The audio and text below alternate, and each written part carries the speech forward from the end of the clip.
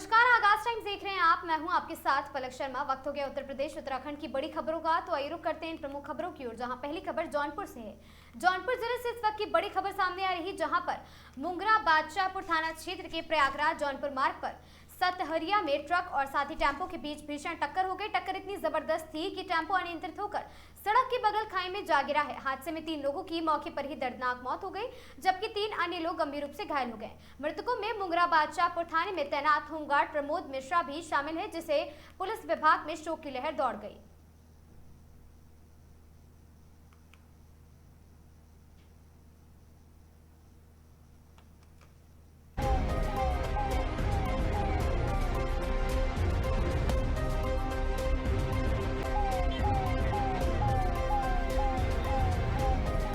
भरखनी क्षेत्र के बड़ा गांव में रविवार उस समय कौतूहल का माहौल बन गया, जब गांव निवासी छोटे यादव भैंस ने एक बच्चे को जन्म दिया, जिससे 2 मुंह थे। आपको बता दें कि शरीर में एक असामान्यताएं भी दिखाई दे रही थी। हालांकि जन्म के कुछ ही समय बाद नवजात की मृत्यु हो गई और छोटे यादव ने बताया कि भैंस पूरी तरह स्वस्थ एवं सुरक्षित है और उसकी स्थिति सामान्य बताई जा रही है।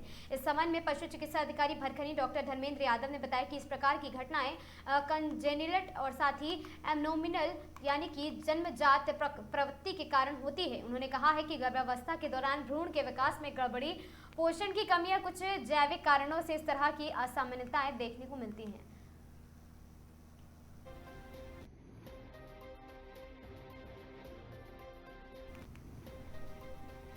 हरदोई के पाली रूपापुर मार्ग पर सोमवार सुबह खनिकलपुरा में तेज रफ्तार मोटरसाइकिल ने आगे चल रही कार में पीछे से टक्कर मार दी है। बाइक चालक रजनीश पुत्र गंगाराम ने बताया है कि पाली से अपने गांव गाजियापुर जा रहा था। इसी दौरान रास्ते में अचानक संतुलन बिगड़ने से उसकी मोटरसाइकिल आगे कार से टकरा गई है।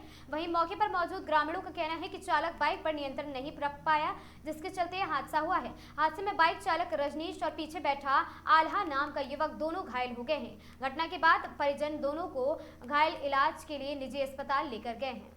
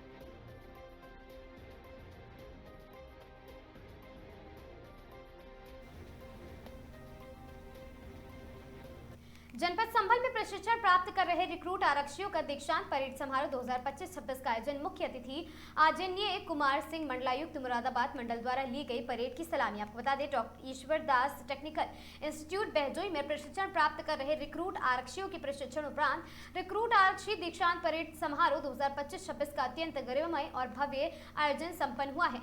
कार्यक्रम का शुभारंभ प्रातः 8 बजे से परेड को परेड स्थल पर लाने के साथ हुआ है। तत्पश्चात पुलिस अधीक्षक जनपद संभल कृष्ण कुमार के आगमन पर उनका विधिवत अभिवादन किया गया। मुख्य अतिथि के आगमन के उपरांत उन्होंने परेड की सुसज्जित टोलियों का निरीक्षण कर परेड द्वारा सलामी दी गई और समारोह के अंतिम चरण में पुलिस अधीक्षक के द्वारा सभी रिक्रूट आरक्षियों को देश की सेवा, संविधान के प्रति निष्ठा और जन सुरक्षा की पद एवं गोपनीयता की शपथ दिलाई गई।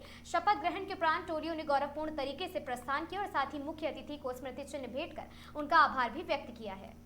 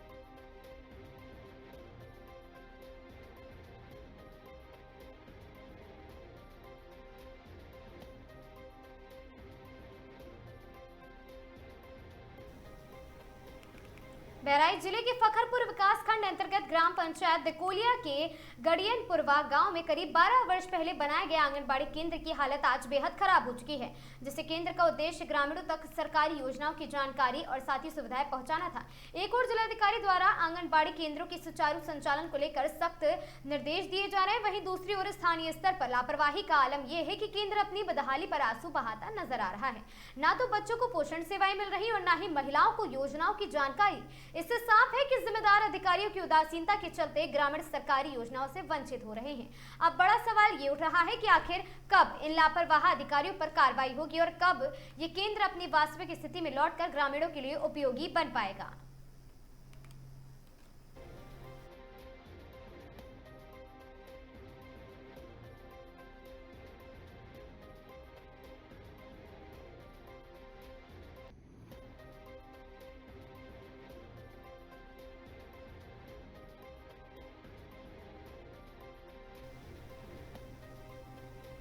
बजरंग दल और कैंटर चालक के बीच जमकर हुई हाथापाई। कैंटर चालक पर आरोप है कि कैंटर में कई मरे हुए पशु ले जाए जा रहे थे, जिसकी सूचना पर बजरंग दल पहुंचे कार्यकर्ता।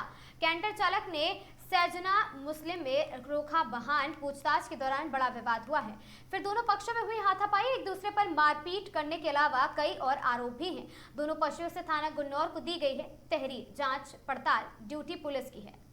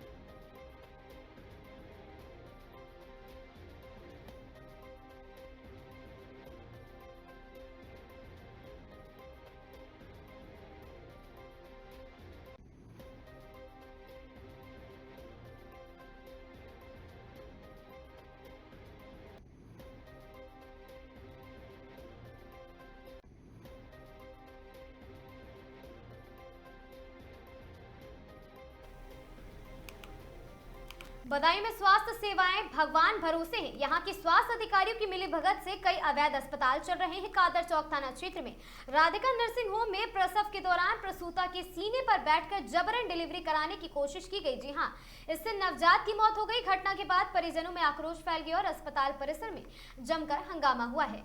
डीएम ने इस घटना में 3 संसदीय टीम बनाई है। यह अस्पताल कादर चौक के मेडिकल अधिकारी अवधेश राठौर की बहन द्वारा राधिका अस्पताल चलाया जा रहा है।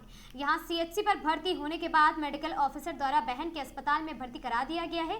सीएमओ बदायूं द्वारा अवैध अस्पताल को सीज कर दिया गया है। कादर चौक थाना क्षेत्र के ग्राम ललसी नगला निवासी छोटेलाल की पत्नी कृष्णा को प्रसव पीड़ा होने पर रविवार सुबह करीब 7 बजे 108 एम्बुलेंस से सीएचसी कादर चौक के भर्ती कराया गया था। वहां तैनात एएनएम सुशीलता और साथ ही दाई बबीता ने MOIC डॉक्टर अवधेश राठौर से बात कर उन्हें एक निजी नर्सिंग होम भेज दिया। नर्सिंग होम पहुंचने पर 15,000 रुपए जमा करने के बाद जच्चा बच्चा पूरी तरह जिम्मेदारी ले ली गई। प्रसूता के भाई ने आरोप लगाया कि प्रसव के दौरान नर्सिंग होम की एक महिला ने प्रसूता के सीने पर बैठकर पेट पर जोर दबाया है।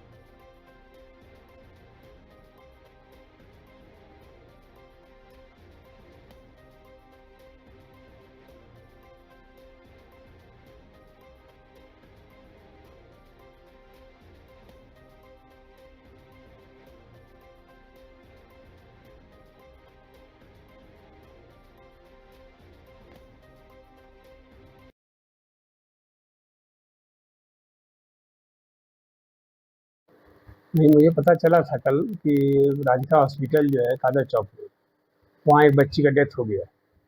तो मैंने अमित रस्तोगी और कौशल गुप्ता को वहाँ भेजा। तो उसके बाद उसके अस्पताल को सील कर दिया गया है। बेड पे बच्चा कोई बैठा तो नहीं था, लेकिन कुछ लापरवाही से वहाँ डॉक्टर नहीं था, इसीलिए उसको अस्पताल को सील कर दिया गया है और एफआईआर भी लॉन्च कर दिया गया है।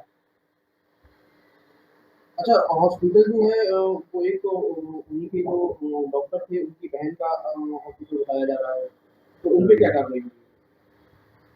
तब अस्पताल सील, जिसका भी अस्पताल होगा उसका सील कर दिया गया है। देखो आपके हाँ, सरकारी अस्पताल के ही डॉक्टर हैं, उन पे भी आरोप है कि उनकी बहन का मतलब हॉस्पिटल है। हाँ, वो अधीक्षक का भी ट्रांसफ़र करने का बात चल रहा है। प्राइवेट अस्पताल में एक प्रसूता गई थी, उसकी बच्चे की मौत हुई है। क्या है पूरा? कल एक डिलीवरी के दौरान एक बच्चे की मृत्यु की खबर थाना कादर चौक को प्राप्त हुई थी, जिस पर वादी अस्पताल के खिलाफ तहरीर दी थी उन्होंने, जिस पर चूंकि प्रथम दृष्टया वो अस्पताल का प्रकरण था जो चिकित्सा विभाग से सीधा संबंध है। इस संबंध में जिला एसएसपी मैम को और जिलाधिकारी महोदय को अवगत कराया गया, जिसके उपरांत वो अपर मुख्य चिकित्सा अधिकारी और एसडीएम सदर द्वारा उस अस्पताल का निरीक्षण किया गया, जिसमें अनियमितता पाए जाने पर उस अस्पताल को सीज किया गया। वादी की तहरीर पर जो उसके बाद तहरीर थी उसके आधार पर अभियोग पंजीकृत कर अग्रिम विधिक कार्रवाई की जा रही है।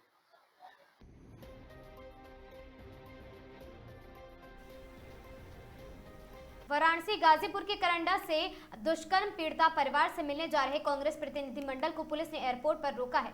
अली जय हिंद सुभाषिनी जी समेत 8 सदस्यीय प्रतिनिधिमंडल को एयरपोर्ट के अंदर ही रोका। वाराणसी के पदाधिकारियों को एयरपोर्ट के बाहर रोका गया।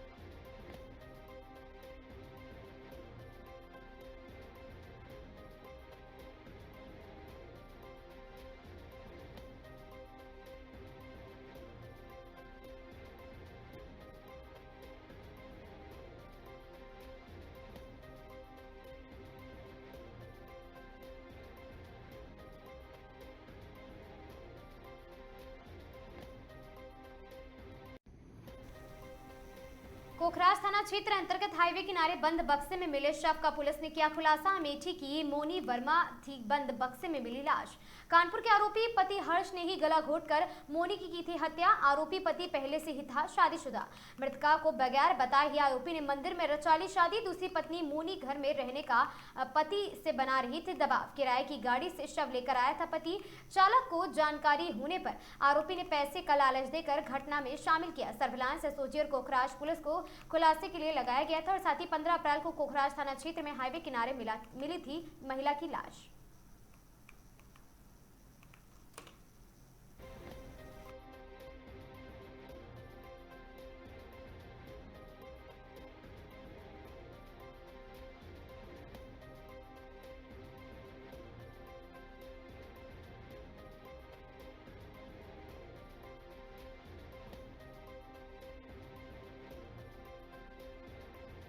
से में क्या मामला है, कैसे उसका आरोप है? दिनांक 15 अप्रैल 2026 को थाना क्षेत्र पोखराज में जो NH-19 हाईवे है, इसके किनारे एक अज्ञात वाहन द्वारा एक बक्से में एक अज्ञात महिला का शव फेंका गया था। इस सूचना पर तुरंत पुलिस द्वारा, स्थानीय पुलिस और अधिकारियों द्वारा इसका घटनास्थल निरीक्षण किया गया था। फील्ड यूनिट की टीम द्वारा मौके से जो भी साक्ष्य है वो संकलित किए गए थे और इसकी घटना के अनावरण के लिए 3 टीमों का गठन किया गया था, जिसमें स्थानीय थाने की पुलिस टीम थी। इसके अतिरिक्त SOG और सर्विलांस को भी इसमें लगाया गया था। इसमें आज इस पूरे घटनाक्रम का खुलासा हुआ है और इसमें 2 अभियुक्तों की गिरफ्तारी की गई है। इसमें से जो दोनों अभियुक्त हैं ये कानपुर के रहने वाले हैं और जो मृतक महिला है इसकी पहचान अमेठी निवासी मोनी वर्मा के नाम से हुई है। जो इसमें दोनों अभियुक्त पकड़े गए हैं, इनमें से जो मुख्य अभियुक्त है हर्ष खियानी, ये जनपद कानपुर नगर का रहने वाला है और ये इस महिला को विगत 3 वर्षों से जानता था। इसने इस महिला से जो है वो दूसरी पत्नी के तौर पर, जो अनऑफिशियल तरीके से जो शादी होती है अपने परिवारजनों से छिपाकर, इससे 1 साल पहले लगभग शादी किया जाना प्रकाश में आया है। और जब इस महिला द्वारा इसको अपने साथ में रखने और अन्य चीज़ों के मनमुटाव को लेकर इस पर दबाव बनाया जाने लगा, तो जहाँ कानपुर नगर में ये किराए पर रह रहे थे वहाँ पे इसके द्वारा इसको जो इसका कपड़ा है उससे गला गोंदकर इसकी हत्या करना और हत्या करने के उपरांत शव को ठिकाने लगाने के उद्देश्य से इस बॉक्स में बंद करके और अपने जो दूसरा सह अभियुक्त है इसके साथ इस गाड़ी को जो है इसकी गाड़ी को बुक करके और इसकी गाड़ी में इसके शव को डालकर थाना क्षेत्र पोखराज में ये शव को फेंका जाना अभी तक इसने स्वीकार किया है। और इन दोनों अभियुक्तगण की गिरफ्तारी के उपरांत इनसे जो पूछताछ की गई है उस पूछताछ के आधार पर जो मृतक महिला है इसका आधार कार्ड, पैन कार्ड और इसके जो 2 मोबाइल फ़ोन जो थे ये इनके द्वारा हाईवे क्षेत्र पर घटनास्थल से लगभग 3 से 4 किलोमीटर दूरी पर फेंका गया था, वो इनकी निशानदेही से बरामद किए गए हैं। इस प्रकार इस घटनाक्रम का खुलासा करते हुए 2 अभियुक्तों की गिरफ्तारी की गई है तथा मृतका से संबंधित जो भी सामान है उसकी बरामदगी की गई है और इन दोनों अभियुक्तों को माननीय न्यायालय के समक्ष प्रस्तुत रिमांड के लिए किया जा रहा है। क्या सर मोनी वर्मा के मिसिंग कंप्लेन भी लिखी गई है? इसमें आसपास के जनपदों में हमने जो भी गुमशुदगियाँ लिखाई गई है उसको भी तस्दीक किया गया था, लेकिन अभी तक क्योंकि ये मृतका जनपद अमेठी की रहने वाली है और वर्तमान में कानपुर नगर में रह रही थी, कानपुर नगर में अभी तक इसके संबंध में गुमशुदगी या मुकदमा पंजीकृत होना नहीं संज्ञान में आया है, लेकिन हमने कानपुर नगर की पुलिस से भी समन्वय स्थापित किया है।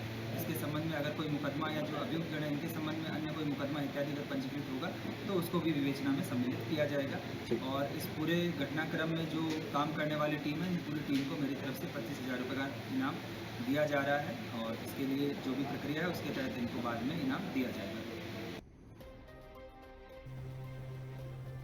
सरोवर नगरी में CRST इंटर कॉलेज के सभागार में राष्ट्रगीत वंदे मातरम के 150 वर्ष पूरे होने के अवसर पर अखिल भारतीय साहित्य परिषद नैनीताल द्वारा आत्मबोध से विश्वबोध और साथी विषय पर सेमिनार आयोजन किया गया, जिसमें अपनी सुरीली आवाज से स्कूली बच्चों ने एवं उपस्थित जन समूह ने हारमोनियम एवं तबले के साथ वंदे मातरम का गायन किया, जिसे काफी सराहा गया।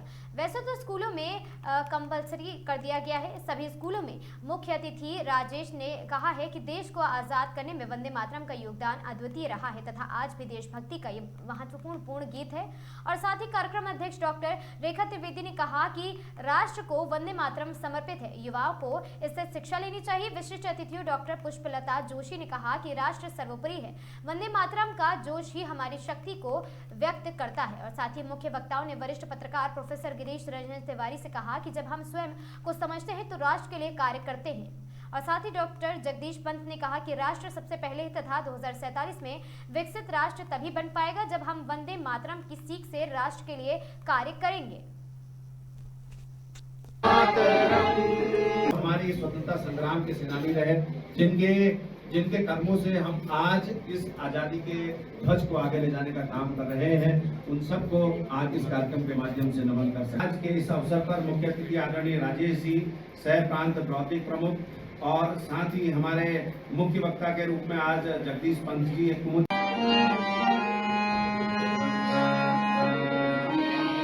मातरम हे मातरम जुला सुफला मलय जसीतला सस्य श्यामला मातरम वंदे मातरम पुलकित यामिनी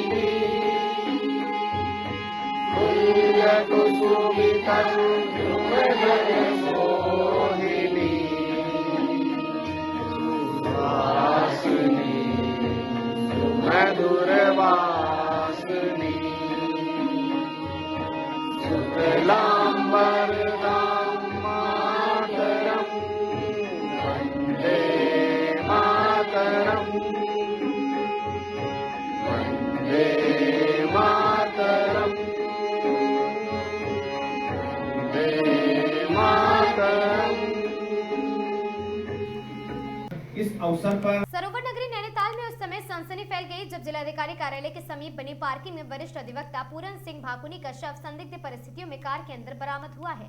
जैसे ही आपको बता दें कि अधिवक्ता पूरन सिंह भाकुनी ने अपनी कनपट्टी पर सटाकर खुद को गोली मारकर आत्महत्या कर ली। सूत्रों से मिली जानकारी के मुताबिक कार पार्किंग में खड़ी थी, तभी गोली चलने की आवाज आई। जैसे ही गोली की आवाज सुनाई दी, लोग मौके की तरफ भागे हैं, और लेकिन लोगों के पहुंचने से पहले ही कनपट्टी के पास गोली लग चुकी थी और साथ ही पार्किंग संचालक ने इसकी सूचना अधिवक्ताओं व पुलिस को दी है। मौके पर पहुंची पुलिस ने कार की जांच की, जिसमें अधिवक्ता के हाथ में पिस्टल मिली है। वहीं कार के भीतर से एक सुसाइड नोट भी बरामद हुआ। सूत्रों के मुताबिक सुसाइड नोट में अधिवक्ता ने अपनी गंभीर बीमारी से परेशान होकर ये कदम उठाने की बात कही है। जिलाधिकारी और एसएसपी ने पत्नी का ख्याल रखने और साथ ही अपील की है। वहीं आपको बता दें ताकि वहां कोई भी गलत कदम ना उठाए। मौके पर फॉरेंसिक रिपोर्ट टीम को भी बुलाया गया है और जो साक्ष्य जुटाने लगी है। अधिवक्ता पूरन सिंह भाकुनी के निधन का समाचार सुनते ही न्यायालय परिसर समेत नैनीताल में शोक की लहर दौड़ गई है।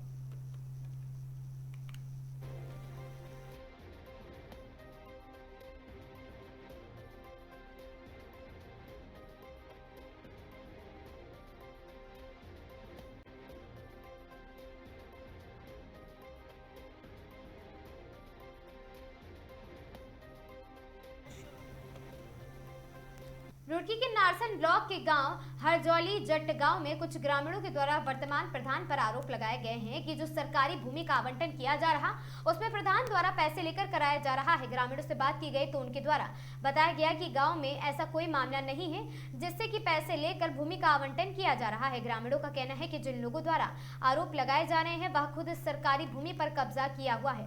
वहीं ग्रामीणों के द्वारा ये भी बताया गया है कि गाँव में जो विकास कार्य प्रधान के द्वारा कराए जा रहे हैं उन कार्यों की बहुत ज्यादा आवश्यकता थी।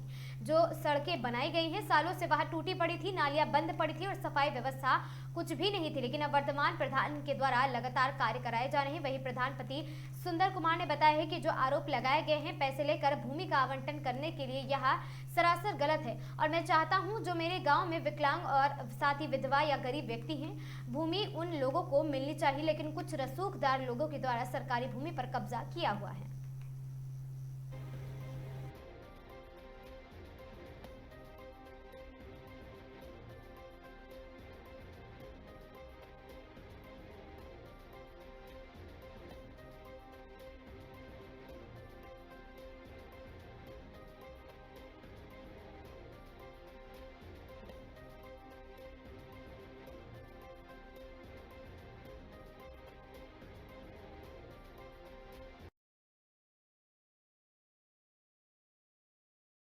हमारे गांव में जो सड़क बनी है जितनी भी पिंकी प्रधान के उसमें उससे पहले 15 साल और 3 प्रधान रह गए, 3 योजना जितना भी काम हुआ कार्य हुआ अब जा पिंकी प्रधान के उसमें हुआ है।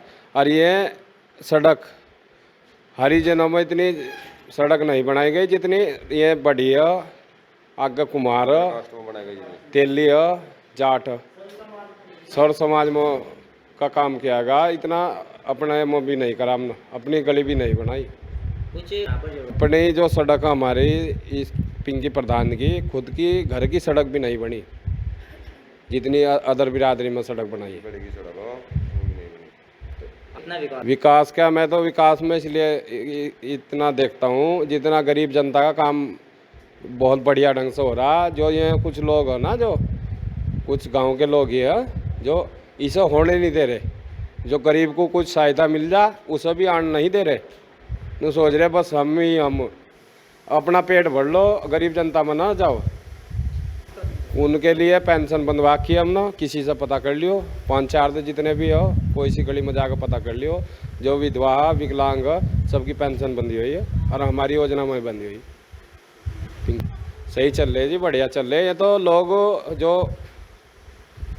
हमारे खिलाफ चल रहे हैं तो उनमें हो नहीं दे रहे कुछ कार्य, उन्होंने सोच रहे बस इसका कुछ भी काम ना हो।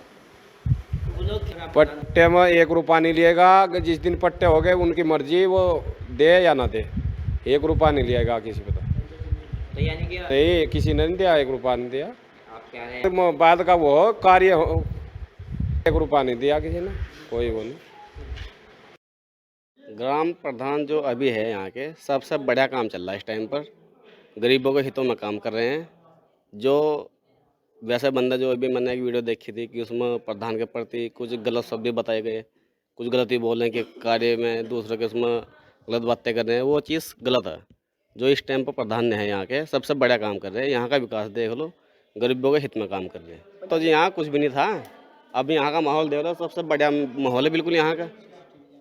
CCTV कैमरे प्लस यहाँ के यहाँ देख लो, फूल भी लगा रखे हैं, पौधे भी लगा रखे हैं। कितना विकास तो यहाँ 80% चल रहा है इस टाइम पर। सड़कें वगैरह बनी? सड़कें बननी है, नाली बननी है, चैनल बन रहे हैं। कुछ लोगों तो जो चैनल लगे हैं नाली पर वे भी उठा कर अपने घरों में रख लिए। वह तो हर जगह बना हुआ है, जहाँ भी गांव में विकास की जरूरत है वहाँ पे हर जगह से विकास हो रहा है जी। वहाँ पे सड़कें बननी है, नल भी मिल रहे हैं, साफ़ सफाई भी हो रही है। प्रधान क्या कर सकता है इसमें, जब प्रधान का जितना करने योग्य काम है सारा कर रहे हैं। कुछ लोग ऐसे भी हैं जो उनके खिलाफ है। हर तरीके से लाभ मिल रहा है जी। इस टाइम का जो यहाँ मौजूदा प्रधान है सबसे बड़ा विकास कार्य पर चल रहे हैं। देखिए, सबसे पहले तो मैं आपका पत्रकार भाइयों का तहे दिल से धन्यवाद करता हूं। मैं ग्राम हरजोलीजट से वर्तमान ग्राम प्रधान पति सुंदर कुमार। सबसे पहले तो हम ये चाह रहे हैं कि जो भी हमारे गांव में विकलांग महिला हो या पुरुष हो या कोई महिला हो विधवा, उनके लिए जो भी सरकार द्वारा चलाई गई योजना या हमारे स्तर से कोई भी लाभ दिया जाता हो, जैसे कोई भूमि आवंटन हो या किसी भी प्रकार का कोई भी लाभ हो, उसमें हर संभव मदद के लिए हम तैयार हैं। किसी प्रकार का कोई फर्जीवाड़ा नहीं है। सबसे बड़ा फर्जीवाड़ा यह है कि उन लोगों के कब्जे में, ग्राम समाज की 20-20 बीघे ज़मीन उनके कब्जे में है। उन्हें इस चीज़ का भय सता रहा है कि ग्राम समाज की भूमि हमसे छुटाई ना जा। उन लोगों ने पहले भी ग्राम समाज की भूमि में अवैध खनन भी किया, उनके ऊपर अवैध खनन की कार्रवाई भी हो रखी। 76,67,000 रुपये का उन पर जुर्माना निर्धारित कर रखा खनन विभाग ने। और उससे पहले ग्राम समाज की भूमि से सरकारी पेड़ भी काटे गए थे, जिनके बाद पेड़ काटने के विषय में उनके ऊपर मंगलौर कोतवाली में मुकदमा दर्ज है। और ग्राम सभा की भूमि है जो चरागाह आदि खोले की बंजर भूमि, उस पर इन लोगों के कब्जे हैं, फसल उगा रखी है। फिलहाल भी आप अगर मौका मुआयना करोगे आज की तारीख में भी तो उस भूमि में फसल खड़ी मिलेगी, जबकि उनके नाम वहाँ कोई भूमि नहीं है। मेरे गांव में घूम लो, कंडीशन देख लो गांव की, कोई व्यक्ति इस कंडीशन में है क्या? अगर हम तो किसी का फ़ायदा करेंगे तो बिना पैसे के करेंगे। जो कानून है उनके लिए कानून के हिसाब से काम करना चाहिए, पैसे लेकर थोड़ा ही कानून बनेगा। मेरी जो वाइफ है उनके द्वारा, ग्राम प्रधान पिंकी द्वारा गांव में काफ़ी तो सड़क बना दी गई, बहुत ज़्यादा भारी मात्रा में सड़क का निर्माण करा दिया गया, और कोई भी नंबर 2 का काम नहीं किया जा रहा, ना इनके कहे में चला जा रहा। कुछ व्यक्ति हमारे गांव में पाल समाज से है जो फर्जी जाति प्रमाण पत्र बनवाने की फिराक में है धनगर जाति का, जबकि उनके मेरे पास जो है जाति प्रमाण पत्र है गडरिया जाति के, वो उनके मेरे पास प्रमाण भी है। 20 लोगों के मेरे पास जाति प्रमाण पत्र है, तहसील द्वारा प्रमाणित कराए हुए। गांव में घूम लो, जहाँ जहाँ सड़क बनी, ज़रूरतमंद लोगों के लिए सड़क बनी, मेरे पास सबकी फ़ोटो जो है, पुरानी रास्ते की जो कंडीशन थी उनकी भी फ़ोटो है, जो नई है उनकी भी है। कोई अवैध काम नहीं किया जाने का, इसीलिए इनका पीड़ा है। ग्राम सभा की भूमि से चोरी करने वाले लोग हैं, बाकी कुछ नहीं है। इन्हें परेशानी है कि लोगों का, गरीब लोगों का काम हो रहा है, इनके पक्ष में नहीं रहा जा रहा। इनके घर के सामने जो अवैध तरीके से कोई प्रधान बनते थे उनके वे काम करते थे, इनके तरीके में, इनके कहे में चलते थे, वो हम कर नहीं रहे। हम जो कानून के दायरे में रहकर चल रहे। अधिकारी अगर धांधली करेगा तो नौकरी कैसे करेगा? अधिकारी कोई धांधली नहीं करता, अधिकारी चलता है कानून में, नियमावली में। नियम के अनुसार कोई भी कार्रवाई हो तो नियम के अनुसार ही कार्रवाई हो रही। अधिकारियों ने नियम के अनुसार इनके ऊपर खनन के मुकदमे कराए, खनन की जो जांचें करी तो वो निष्पक्ष पाई गई। इन्होंने खनन के अवैध खनन किया गया ग्राम सभा की भूमि से। उनके लिए जैसे हमारे गाँव में एक जो बढ़िया अच्छे किसान हैं, उन कुछ लोगों ने जो हमारे ऊपर एलिगेशन लगा रहे हैं, उनके पास 20-20 बीघे ज़मीन ग्राम समाज की है। हम उन्हें कब्जा मुक्त कराकर उन लोगों के लिए अगर कोशिश है कि आवंटन होगा तो करेंगे। विकलांग के लिए जो भी पेंशन वगैरह वो तो हमने बनवाई रखी लगभग हमारे जो कार्यकाल में है। बाकी जो आगे से हर संभव मदद का हम उन्हें आश्वासन देंगे। बिल्कुल जो जिसकी हमें जानकारी है, मतलब जो विधवा है, पूर्ण रूप से ऐसा नहीं है भाई जो कुछ महिला ऐसा पति विकलांग एक्सपायर हो गए और उन्हें शादी कहीं और कर ली, उन्हें तो विकलांग विधवा नहीं रही। बाकी जो विधवा महिला पात्र महिला है उनके लिए जो पेंशन वगैरह की प्रक्रिया चल रही बिल्कुल मिलने चाहिए साहब। इन चोरों से मैं तो देखो चोरी कहूँगा, जो ग्राम सभा की भूमि को चोरी कर रहे, पहले पेड़ चोरी करे और इस बार जो खनन किया, अवैध खनन किया और ग्राम समाज की भूमि में गन्ने की फसल उगा रखी, पेड़ लगा रखे, वो इनका राइट तो बनता नहीं। गरीब लोगों को अगर किसी को मिल जाएगी तो इन्हें क्या परेशानी है? इन्हें परेशानी सबसे बढ़िया कि इन्हें नहीं मिल पा रही। जैसे पुराने प्रधान जो थे, पूर्व प्रधान रहे पहले, अब से 3-4 योजना पहले, वे प्रधान इनके दबाव में काम कर रहे थे। हमारी जो प्रधान है वह दबाव में काम नहीं कर रही, वह जो बिल्कुल कानून के दायरे में रहकर काम कर रही है, और कानून के दायरे में रहकर काम करना चाहिए। किसी के दबाव में काम नहीं करना चाहिए, गरीब जनता के दबाव में काम करो, गरीब के हित में काम करना चाहिए। इन्होंने ग्राम सभा की जो भूमि कब्जा रखी, मैंने उनके खिलाफ बहुत कार्रवाई करा रखी। मैं खुद भी एप्लीकेशन दे रखी, मेरी वाइफ ने भी एप्लीकेशन दे रखी, तो उस पर कार्रवाई होनी चाहिए। बिल्कुल करा दे साहब। अधिकारियों ने बोला था कि आप जो ग्राम सभा की भूमि के बोर्ड बनवाओ कि ये भूमि ग्राम सभा की है, और वहाँ बोर्ड जो सुरक्षित कराएंगे। कार्य तो सब सही चल रहा है जी, कोई दिक्कत नहीं है। अब क्या आना जी, जो देखो आपको पता है गांव में, किसी गांव में ले लो पार्टीबाजी चलती है, तो वह इधर दूसरी पार्टी से जो प्रधान जी को टॉर्चर किया जा रहा है, वो ऐसा बता रहे, वो ऐसा कुछ नहीं है। वह उन्होंने खुद ने ज़मीन दबा रखी है। जो ज़मीन वाला मैटर था वो खुद ने उन्होंने दबा रखी है, आधा खोड़ा दबा लिया। हाँ जी, बना दी सब। हाँ जी, ज़रूरत थी, ख़राब हो रखी थी बहुत, काफ़ी। हम छोटे छोटे थे जब, 15-20 साल की बात होगी जब सड़क बनी थी यहाँ पर। उसके बाद कुछ नहीं बनी। उसके बाद ये प्रधान जी ने इंटरलॉकिंग कराई है गाँव में। पहले तो बहुत ठीक नहीं थी, अब सही है। पहले तो अच्छी नहीं थी, अब बढ़िया। प्रधान जी बढ़िया कार्य कर रहे हैं, कोई दिक्कत नहीं है। अब आपको पता, गांव में तो हर गांव किसी में ले लो पार्टीबाजी होती है, तो मैं दूसरी पार्टी से जो वो लगा रहे हैं प्रधान जी ने। वो विकास हो रहा है जी, जब से बने। क्या विकास हुआ? सड़कें होगी, जो ये बता रहे थे भाई जी अभी, पेंसिल वगैरह है, सब काम ओके चल रहा, कोई दिक्कत नहीं है। बढ़िया हो रहा है सर, सड़क भी अच्छी बन रही है हमारे यहाँ भी। सबसे पहले हमारा काम हुआ था दरगाही, पंचायत दरगाही, और अधिकतर सारे गांव में सड़क से ही बन गई है। वो भी सब जहाँ भी कमी थी सब पूरी होगी। वैसे सारे तरह का आदमी रहा है, गरीब भी रहा, अमीर भी रहा। अमीर को ज़्यादा दिक्कत हो, गरीब से सबसे बड़ी बात है। देखो थोड़ा टुकड़ा मिल जाएगा उन्हें भी ज़मीन का, तो उनके गेहूँ हो जाएंगे। यही तरीका है सबको, भाई सबको गेहूँ हो जा, भाई इन सोचे ना उभरे ऊपर हुए जी। बिल्कुल मिल चाहिए, बिल्कुल। देखो हमें भी मिली, हम भी गरीबी आदमी, पर हमें मिली, सबको मिलनी चाहिए जिस पर भी है नहीं। तो क्या वो जमीन जो बिना पैसे को दी गई जी? नहीं, कुछ ग्रामीणों का नहीं, ऐसा कुछ नहीं है। ये तो फंसाने की बात होगी भाई, पैसे लेने की। तो प्रधान बदनाम। देखो सड़क बढ़िया बन रही, सबसे बढ़िया। लाइट हर जगह लग रही, लाइट भी लग रही है कई जगह हमारे यहाँ से, रोशनी भी बढ़िया रहती है। मुझे बढ़िया हो रहा है जी, मुझे तो पसंद आया इनका काम। बहुत ख़राब था पहले तो, अब साफ़ सफाई बढ़िया है, हर जगह पेंट है, हर जो वालों को भी। अब भाई आवाजाही रहती है सबकी, यहाँ आने जाने की, ये मौके मिलते हैं सब। टाइम बहुत देते हैं यहाँ से, ये बिल्कुल मिलते हैं, सब मिलते हैं। हाँ जी, हाँ, हेलो। गया जिले की शेरघाटी अनुमंडल से आत्मा को झकझोर कर रख देने वाली खबर सामने आई है। एक ही परिवार के 6 लोगों की हजारीबाग की दनुआ घाटी में कार हादसे में दर्दनाक मौत हो गई है।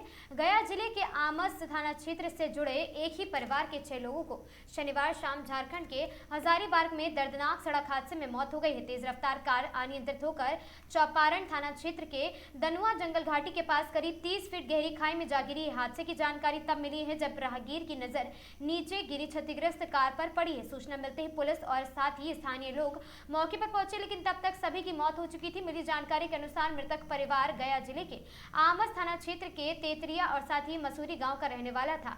इस हादसे में शिव कुमार मांझी 43 वर्षीय, उनकी पत्नी रूबी देवी 38 वर्षीय और साथ ही बेटियां सोनी कुमारी 13 वर्षीय और सुहानी कुमारी 12 वर्षीय शामिल हैं।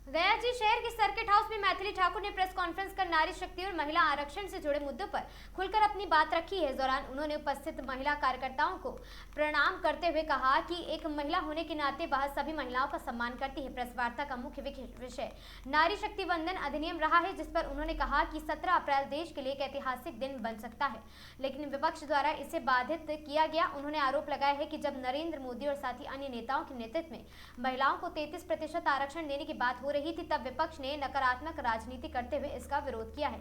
मैथिली ठाकुर ने कहा कि यदि यह बिल पास होता तो जनगणना के आधार पर संसद में महिलाओं की भागीदारी बढ़ती और महिला सशक्तिकरण को भी एक नई दिशा मिलती। वहीं धीरेन्द्र शास्त्री के बयान पर उन्होंने संतुलित प्रतिक्रिया देते हुए कहा कि यह व्यक्तिगत पसंद का विषय है, लेकिन नेताओं की प्राथमिकता जिम्मेदारी जनता के विकास और समाज के उत्थान के लिए काम करने का होना चाहिए।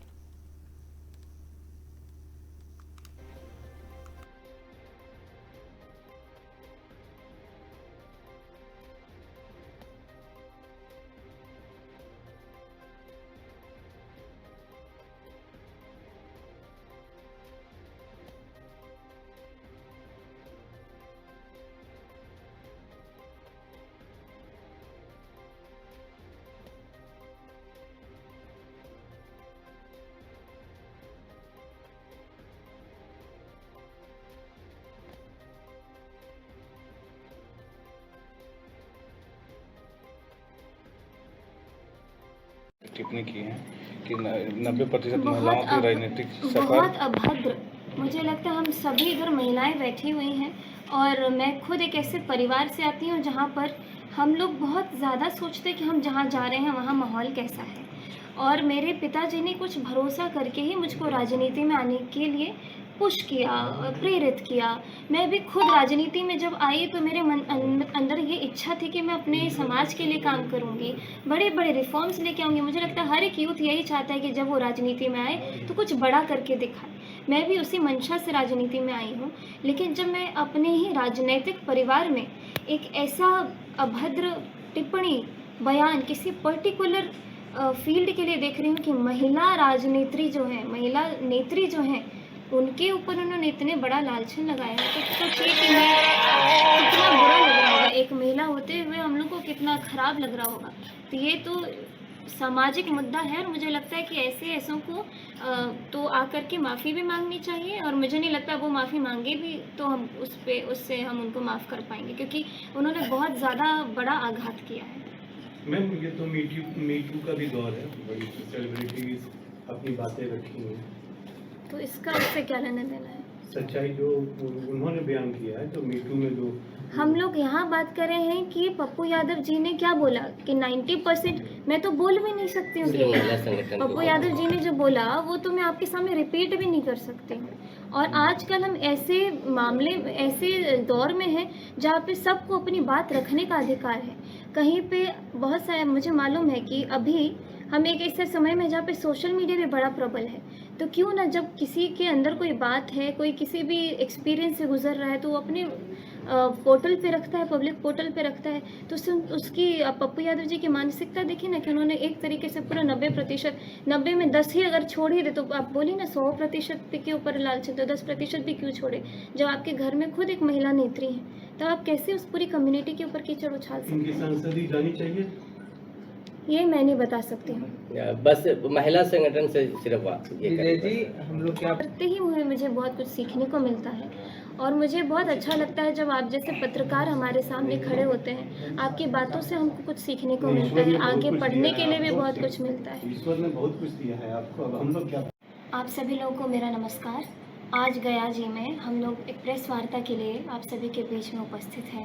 मैं सम्मानित मंच को प्रणाम करती हूँ, और खासकर जो भी हमारी साथ में, मैं खुद एक महिला नेत्री होने के नाते आप सभी महिलाओं को प्रणाम करती हूँ।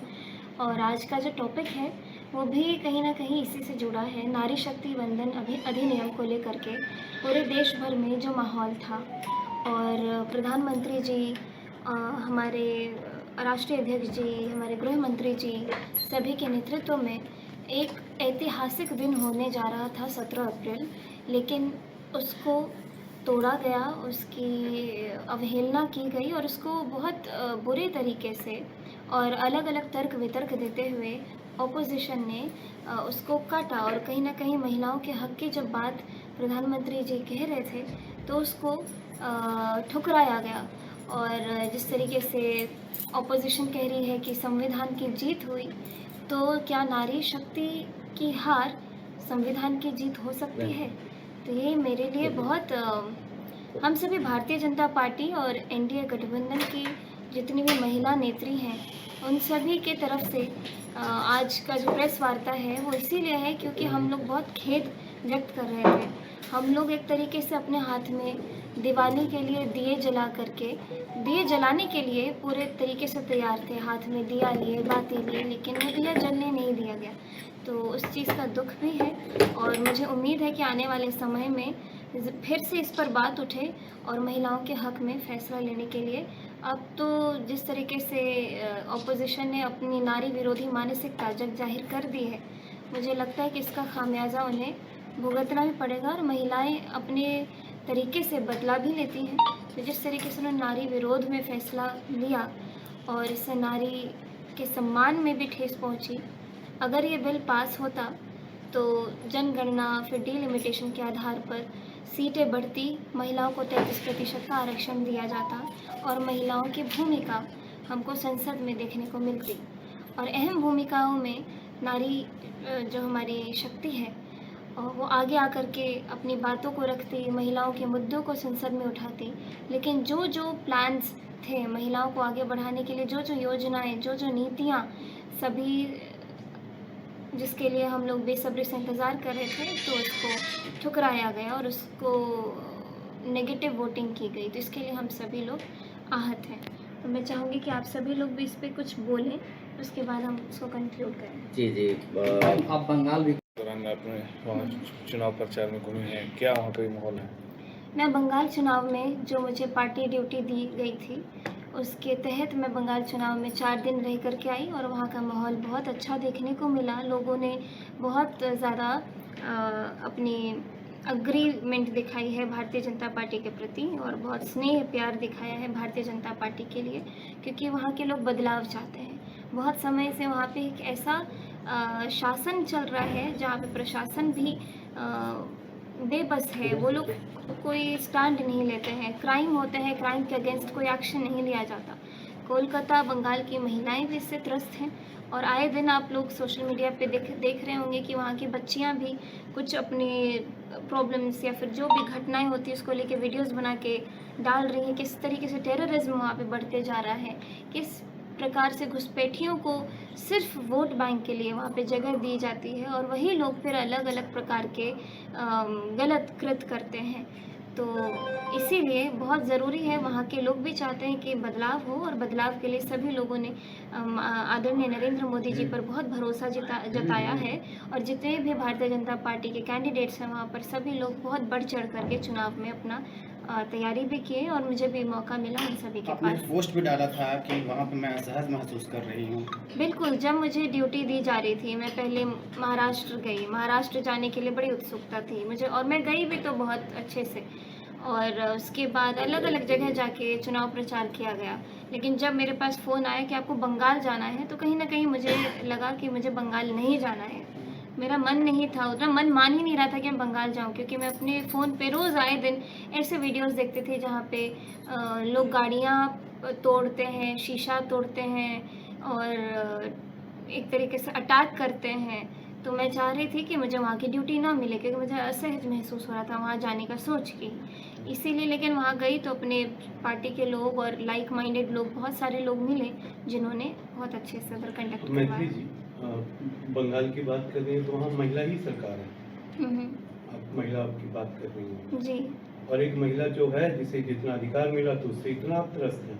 मैं त्रस्त नहीं, भारत त्रस्त है, नहीं, बंगाल त्रस्त है उस महिला से। बिल्कुल बिल्कुल। और अधिकार मिल गया तो फिर क्या होगा? अब सुनिए ना, मेरी बात ये है कि वहाँ की महिलाएं खुद अपनी महिला मुख्यमंत्री से त्रस्त हैं और ये चीज़ मैंने अभी पहले भी बोला कि किस प्रकार उधर बच्चियों ने अपना समर्थन जताया है कि हमको इस बार बीजेपी को वोट देना है।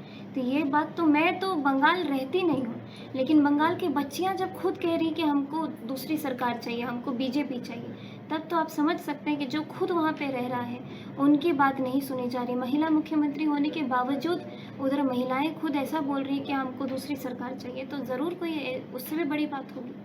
अभी आपने कहा कि बहुत आहत हैं, तमाम चीज़ों को हवाला देते हुए कि बिल पास नहीं हुआ। ये चलिए पुरानी बात हो गई, अब क्या नई बात, क्या इसमें हम लोग कैसे माने कि अब वो अपना संघर्ष मजबूती से रखेंगे? क्या कुछ प्लान है, कोई योजना? आने वाले प्लान, क्योंकि मैं बिहार राज्य में एक कॉन्स्टिट्यूंसी की विधायक हूँ और जितनी भी जगह अलग अलग जगह हम देख रहे हैं कि महिलाओं ने अपने आक्रोश प्रदर्शन किए हैं। और मेरा आज आने का मतलब क्या था, अगर मुझे बुरा लगा इस चीज़ को लेके, आगे भी हम लोग नए नए कदम उठाना चाह रहे हैं, इसीलिए मैं आज आई हूँ। वरना 17 अप्रैल के बाद तो अभी बहुत दिन बीत गए हैं, मैं कितने दिन के बाद आज यहाँ पे आई हूँ। इसे लगातार हम लोग चाहते रहेंगे, अपनी आवाज़ उठाते रहेंगे कि हमको महिलाओं के प्रति वो आरक्षण चाहिए। और मैं अपने केस में बोलूँ, मैं खुद एक ऐसी महिला नहीं हूँ जो मैं चाहूँगी कि नहीं सिर्फ आरक्षण से ही महिला आगे बढ़े। मैं तो इस मानसिकता की भी हूँ, कहीं ना कहीं यही सोचती हूँ कि जिसके अंदर टैलेंट है वो आगे बढ़े, चाहे वो पुरुष हो या महिला। लेकिन जब हम यहाँ देखते हैं कि अपने बिहार के अंदर क्या हुआ, माननीय नीतीश कुमार जी ने सबसे पहले देश में महिलाओं को जब पंचायती चुनाव में आरक्षण दिया, देश में सबसे पहले वो चीज़ बिहार में देखी गई और फिर वो पूरे देश भर में लोगों ने अपनाया। तो कहीं ना कहीं महिलाओं को जब आप उस नीतियों से जोड़ते हैं तो एक गारंटी रहती है।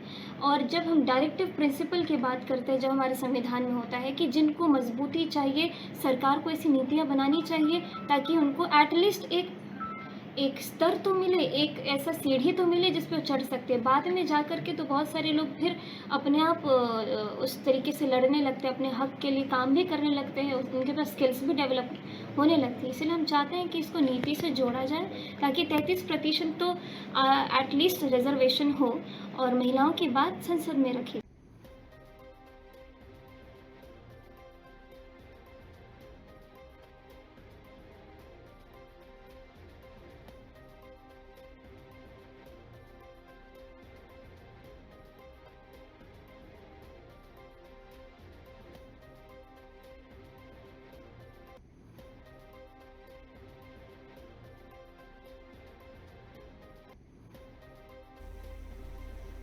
खबर कोटा से, जहां दिन का तापमान 42 से 46 डिग्री सेल्सियस के बीच बना हुआ है। 21 से अधिक जिलों में अलर्ट जारी। भीषण गर्मी के कारण कई जिलों में स्कूलों के समय में बदलाव किए गए। मौसम विभाग ने कई इलाकों में तेज हवाओं के साथ 30 से 40 किलोमीटर प्रति घंटा के साथ हल्की बारिश या धूल भरी आंधी की संभावना भी जताई है। और बता दें कि कहीं टाइम बदला तो कहीं बंद हो गए स्कूल।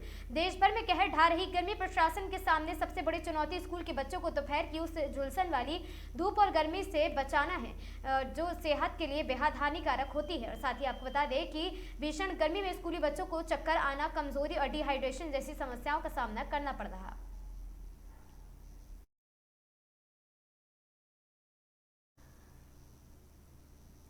झालावाड़ जिले के रायपुर थाना पुलिस ने अवैध हथियारों के खिलाफ चलाए जा रहे अभियान के तहत एक बड़ी सफलता हासिल की है। एसपी अमित कुमार के निर्देशानुसार कानून व्यवस्था को सुदृढ़ बनाने और साथ ही पुलिस टीम की दीवल खेड़ा रोड पर कार्रवाई करते हुए एक युवक को अवैध हथियार के साथ दबोचा गया है। पकड़े गए आरोपी की पहचान झालरा पाटन के गुर्जर मोहल्ला निवासी पवन पुत्र रोडू लाल के रूप में हुई है, जिसके कब्जे से एक नाली टोपीदार बंदूक और साथ ही एक मोटरसाइकिल बरामद की गई है। ये कार्रवाई एडिशनल एसपी भागचंद मीणा और साथ ही डीएसपी पूजा नागर के सुपरविजन में थानाधिकारी रमेश चंद मीणा के नेतृत्व में अंजाम दी गई है। और साथ ही पुलिस ने रूपा खेड़ी के कच्चे रास्ते के पास संदिग्ध गतिविधियों के आधार पर घेराबंदी कर आरोपी को गिरफ्तार किया है।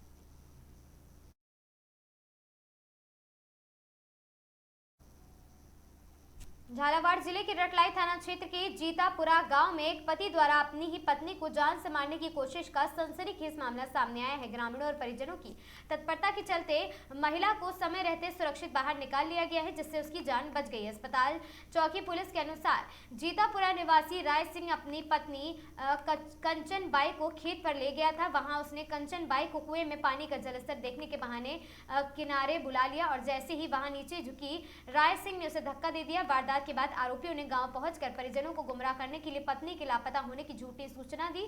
संदेह होने पर जब कंचन बाई के भाइयों ने ग्रामीणों के साथ मिलकर तलाश शुरू की तो वह कुएं में बेहोश मिली है।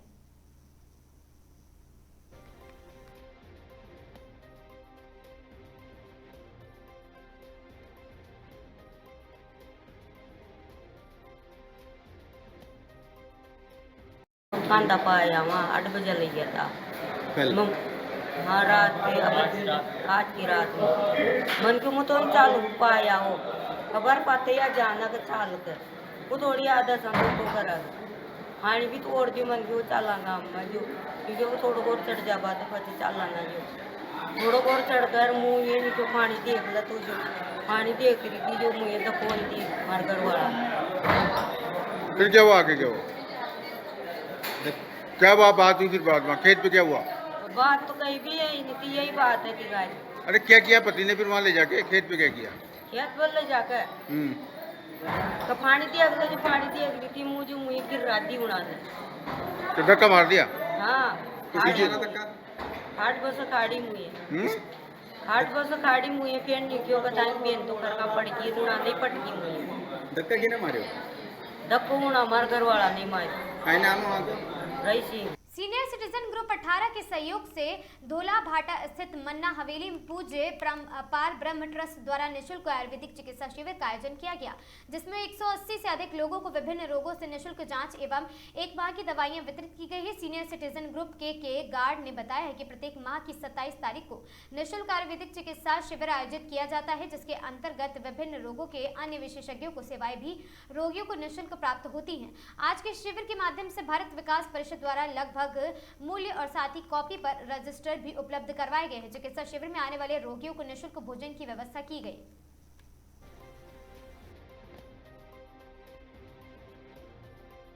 भारत विकास परिषद मुख्य शाखा अजमेर की तरफ से लागत मूल्य पर रजिस्टर व कॉपी का वितरण आज मन्ना हवेली धोला भाटा अजमेर पर आयोजित किया गया है।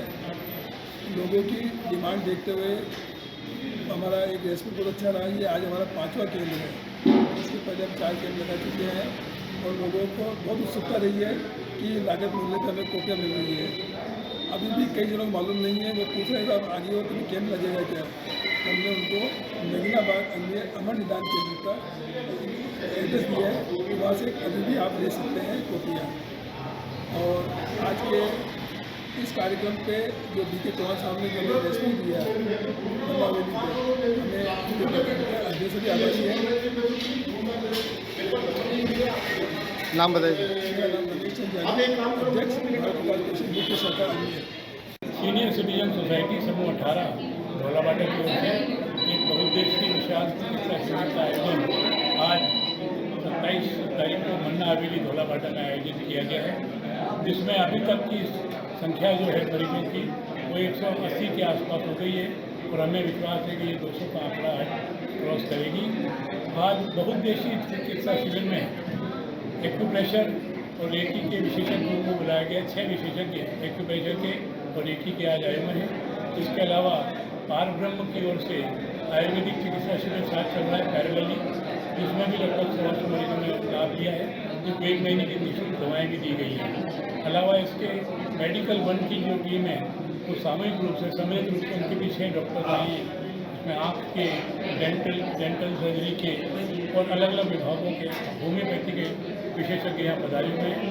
मणिपाल हॉस्पिटल जयपुर की ओर से भी टीम आई हुई है, जिसमें एक MD डॉक्टर आया है और उनके साथ पूरी पैथोलॉजी की टीम है। इस तरह से संस्था का उद्देश्य है कि जब तक हाथ पैर कर रहे हैं तब तक सबों की सेवा करना है, समाज की सेवा करनी है, वरिष्ठों की सेवा करनी है और जितना लाभ उनको हम दे सकते हैं मेडिकली वो लाभ देने का प्रयास हम कर रहे हैं। मैं कृष्ण कुमार गौड़, समूह सचिव समूह 18 सीनियर सिटीजन सोसाइटी धोला भाटा। नमस्कार जी, बड़े ही सौभाग्य का विषय है कि फिट रहेगा इंडिया तो जीतेगा इंडिया। ऐसे लक्ष्यों की प्राप्ति के लिए आज मन्ना हवेली में सीनियर सिटीजन ग्रुप 18 के बैनर तले आज कुछ मेडिकल जांच का कैंप लगाया गया है, जिसमें मणिपाल ग्रुप से और सार्थक जी के प्रयासों से जो आप नीचे देख रहे हैं मेडिकल 1, ये सब के माध्यम से विभिन्न प्रकार के रोगों की जांच की जा रही है और निःशुल्क दवा का वितरण किया जा रहा है, जिसमें सभी प्रकार के जो रोग हैं, चाहे वो आपके नसों के रोग हों, चाहे आपकी और कोई चीज़ें हों, पाइल्स की बात हो, ब्लड प्रेशर हो, डायबिटीज़ हो और जो भी कुछ रोग बुढ़ापे में होते हैं, इन सब के लिए आज हमारे इस ग्रुप के माध्यम से सबकी जांच की जा रही है और निःशुल्क दवा का वितरण किया जा रहा है। सबसे बड़ी बात है कि आज के युग में जो हम आपाधापी के युग में जी रहे हैं, तब व्यक्ति को स्वस्थ रखना भी हमारे समाज की और इस ग्रुप की बहुत बड़ी जिम्मेदारी है।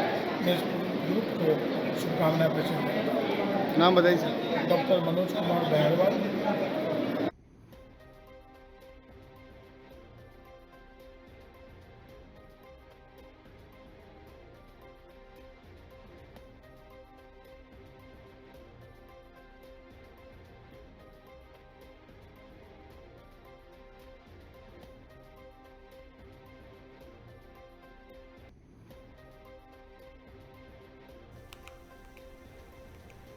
खबर जोधपुर से है, जहां शहर के भीतरी स्थित क्षेत्र लखारा बाजार में सोमवार को एक बड़ी घटना सामने आई है, जहां कपड़ों की एक दुकान में अचानक एसी में शॉर्ट सर्किट के चलते भीषण आग लग गई है। आग लगते ही इलाके में अफरा तफरी मच गई और देखते ही देखते दुकान से धुआं निकलने लगा। घटना की सूचना मिलते ही दमकल विभाग की 2 गाड़ियां मौके पर पहुंची और आग पर काबू पाने के लिए तेजी से प्रयास शुरू कर दिए हैं। आपको बता दें, मौके पर पहुंची पुलिस ने इस स्थिति को तुरंत नियंत्रण में लेते हुए भीतरी शहर क्षेत्र में यातायात डाइवर्ट कर दिया है, ताकि दमकल और राहत कार्य में किसी प्रकार की बाधा न आए। आपको बता दें, प्रारंभिक जानकारी के अनुसार आग एसी में तकनीकी खराबी या शॉर्ट सर्किट के कारण लगी बताई जा रही। हालांकि आधिकारिक पुष्टि वहां जांच के बाद ही होगी। फिलहाल दमकल विभाग की टीम आग बुझाने में जुटी है और स्थिति पर पूरी तरह नजर रखी जा रही है और प्रशासन ने नागरिकों से अपील की है कि वे घटनास्थल के आसपास भीड़ न लगाएं।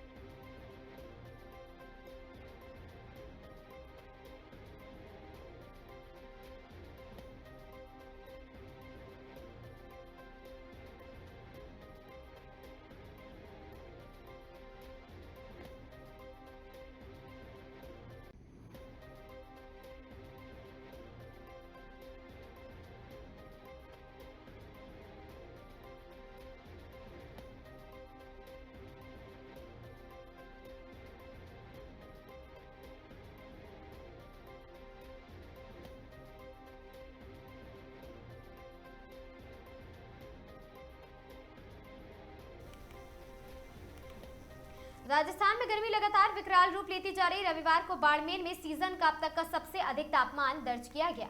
आपको बता दें, पिछले 12 वर्षों में तीसरी बार है जब तापमान 46 डिग्री से ऊपर गया है। कोटा और जोधपुर में भी गर्मी ने पुराने रिकॉर्ड को छूने और साथ ही तोड़ने की स्थिति बना दी है। प्रदेश के 8 शहरों में अधिकतम तापमान 44 डिग्री सेल्सियस तक पहुंच गया है, जिससे आमजन का जनजीवन प्रभावित हो रहा। दिन भर तेज धूप और लू के बाद देर शाम अजमेर, जोधपुर सहित कई जिलों में आंधी के साथ हल्की बारिश दर्ज की जा रही। मौसम विभाग ने 27 अप्रैल को प्रदेश के 5 जिलों में आंधी और बारिश का येलो अलर्ट जारी किया है। भीषण गर्मी का सबसे ज्यादा असर स्कूली बच्चों पर देखने को मिल रहा। प्रशासन द्वारा स्कूलों को एक समय कम दिया गया और साथ ही लेकिन इसके बावजूद बच्चों को तेज गर्मी और स्कूल आने जाने में भारी दिक्कतों का सामना करना पड़ रहा है। स्थिति चिंताजनक है। राहत की इंतजार और साथ ही प्रदेश लगातार बढ़ते तापमान और हीट वेव के खतरे के बीच प्रदेश व्यापी राहत का इंतजार कर रहे हैं।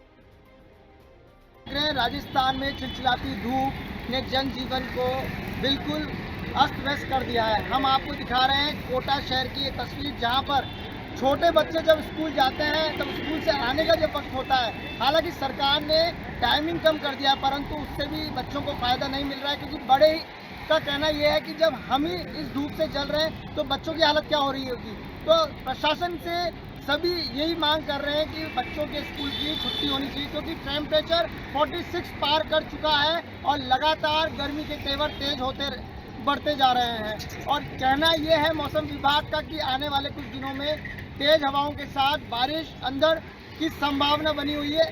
हालांकि अभी जिस प्रकार के हालात बने हुए हैं, या तो लोग ठंडे पानी से अपने मुंह धोते हुए दिख रहे हैं या ठंडे पानी का सेवन कर रहे हैं और कहीं ना कहीं कारों में एसी से बाहर नहीं निकल रहे हैं, घरों में रह रहे हैं। परंतु कहीं ना कहीं छोटे जो बच्चे हैं, जो स्कूली छात्र छात्रा हैं, वो स्कूल जब जा रहे हैं तो स्कूल जाते वक्त उनको काफ़ी परेशानी हो रही है, स्कूल से आते वक्त काफ़ी परेशानी हो रही है, क्योंकि चिलचिलाती धूप से उनकी स्किन जल रही है, उनके दस्त हो रहे हैं, उनको बुखार आ रही है, तबीयतें बिगड़ रही हैं।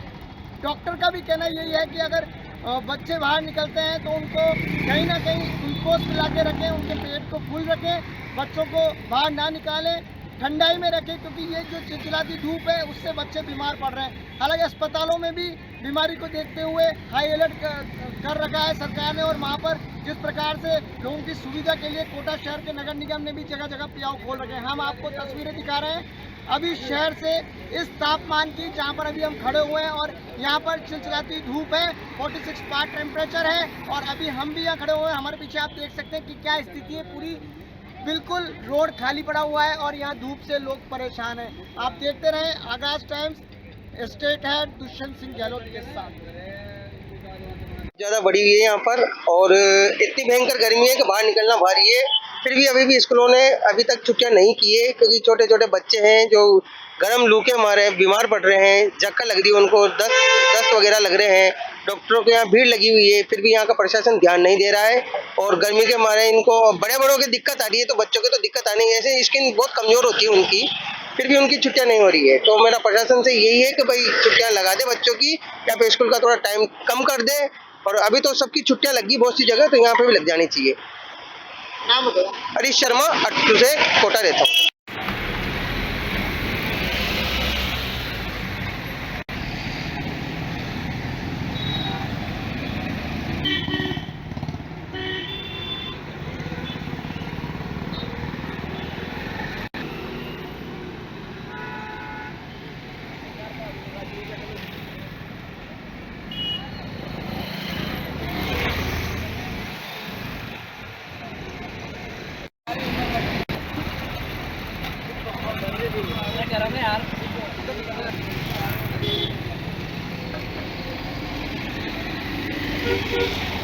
मुझे बहुत परेशानी आ रही है, बच्चे लेने में दिक्कत आ रही है, बच्चे लाने में बहुत दिक्कत आ रही है। गर्मी देखो पसीना पसीना हो रहा है, लगना चाहिए, बच्चों की छुट्टियां लगनी चाहिए। नाम बताओ। लेकर सोचना चाहता हूँ कि गर्मी इतनी पड़ रही है कि बच्चों के स्कूल में छुट्टियां होना चाहिए, क्योंकि जिस हिसाब से इन्होंने टाइम कटाया है उस हिसाब से कोई फर्क नहीं पड़ रहा है। बड़े आदमी को तो कोई फर्क नहीं पड़ता है, छोटे बाकी बच्चे लोगों को तो इनको तो गर्मी इतनी पड़ रही है कि वो कैसे जा सकता है स्कूल। तो जितनी जल्दी हो सके सरकार छुट्टियां दिला सके स्कूलों में। मुकेश कुमार। झालावाड़ साइबर अपराध, मनी लॉन्ड्रिंग और ऑनलाइन ठगी करने वालों के खिलाफ पुलिस कार्रवाई। पुलिस ने 2 आरोपियों को किए गिरफ्तार। गिरफ्तार आरोपियों से लोगों के पैन कार्ड, एटीएम कार्ड, आधार कार्ड, बैंक पासबुक, चेकबुक और साथ ही खाली स्टैंप व अन्य निजी दस्तावेज प्राप्त है, जब्त किए गए। आपको बता दें गंगाधर और साथ ही मल्हारगंज इलाके से दोनों आरोपियों को किया गया गिरफ्तार। गिरफ्तार आरोपी आलोक जायसवाल व हरिशंकर तिवारी यूपी के गोंडा जिले के निवासी गंगाधर थाना क्षेत्र की बताई जा रही कार्रवाई।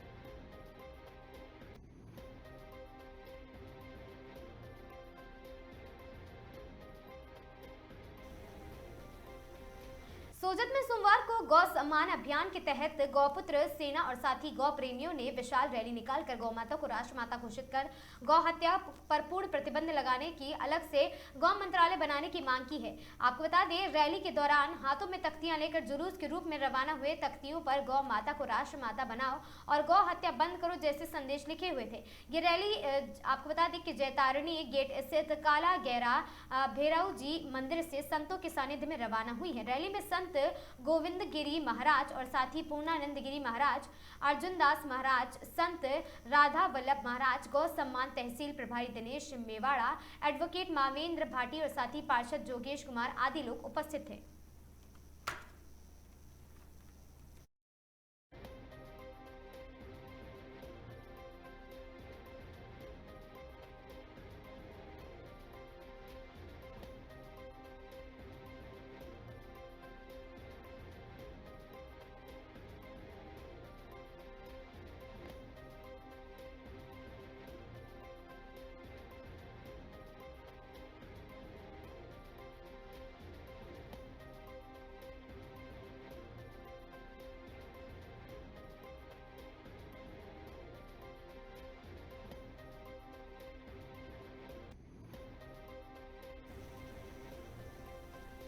इन खबरों में आज के लिए बस इतना ही है। ऐसी खबरों से लगातार जुड़े रहने के लिए बने रहें हमारे साथ और देखते रहें आगाज टाइम्स।